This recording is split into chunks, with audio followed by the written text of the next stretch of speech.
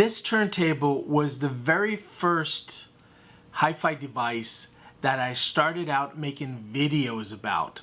So if you're curious, in 2015 I made this video on the restoration of the not working Technics SL1300 mkII.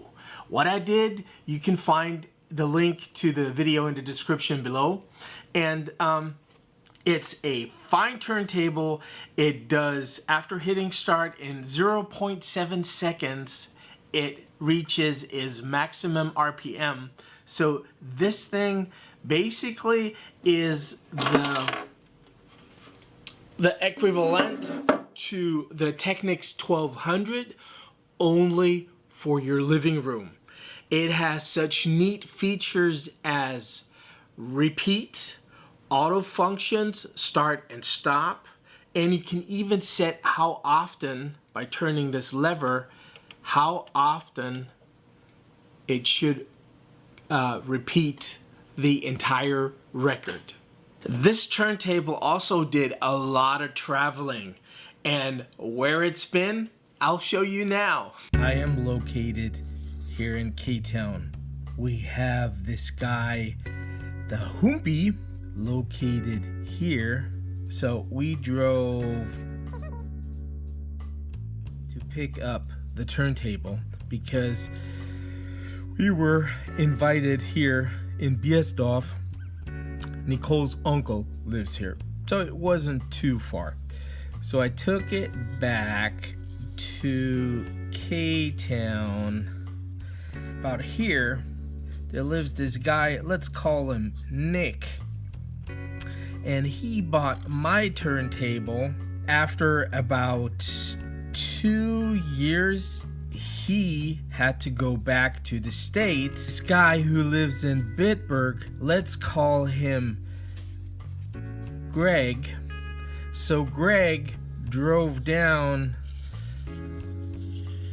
to Nick to buy the turntable. After about a half a year, Greg wanted to buy a Sansui an 8700 from me. So he again brought the turntable down to K-Town, where I took it as a down payment. So the full story about this turntable is that after I picked it up from Hoopy, I restored it. Like I said, there's a video about that. Feel free to check that out.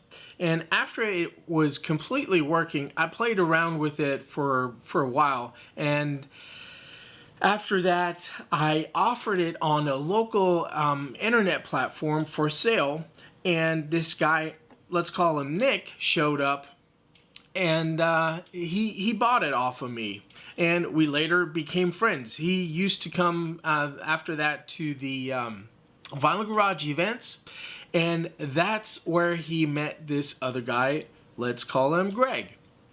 So Nick had the turntable for about 2 years, and he's military, so he had to go back to the States. And he offered this turntable back to me, but I was reducing my hi-fi collection, so I wasn't interested in the turntable. But this other guy, Greg, he was interested, so he sold it to him. Only after a half a year, Greg wanted to buy a Sansui 8700 from me, and he wasn't gonna pay that crazy money for this monster receiver. So I offered to take back this turntable because actually I like it, but I'm not wanting to keep it. But I wanted to give Greg a good price on that receiver. So I took it back as a trade-in. Now I got this thing back at my shop. And what do you know? It's already sold. So after I'm done with this video, I'm gonna pack it up and it's gonna go to its new owner. I hope he has a lot of fun with it because it's completely restored and it should play for the next decades. And I hope it never comes back to me.